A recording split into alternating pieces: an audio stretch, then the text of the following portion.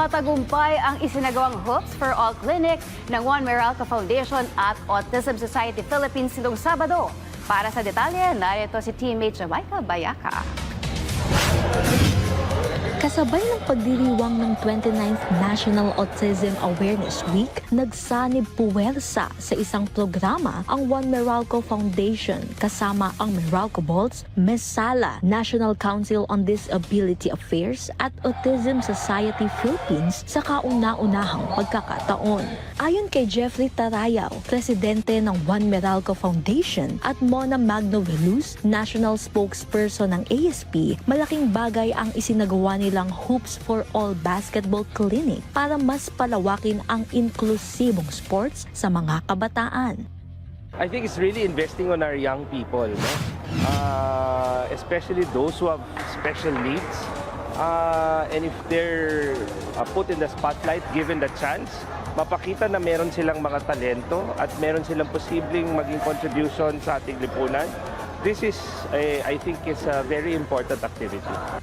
Kaya po importante itong mga clinic na ito, lahat po ng programs namin that we go out into the world and experience whatever it is the society experiences. Importante po yun para malaman nila nakasama sila sa lipunan. Bida ang mga kalahok sa mga activities kasama ang kanilang mga favorite PBA idols sa court. Pinangunahan naman ng basketball legend at Meralco Bolts consultant Norman Black ang pagtuturo ng mga exercises at basketball drills sa mga participants. Ayon kay Black, masaya siya sa kanyang ginampanan at hindi siya nahirapang turuan ang mga bata.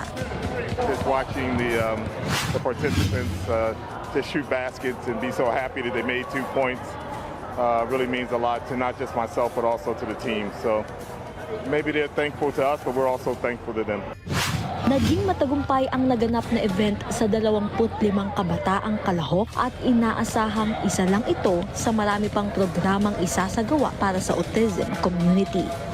Yung pag-boost po namin ng confidence, nagdagdag po sa aming pagtaas po ng moral sa aming sarili at kung paano din po kami tanggapin ng lipunan.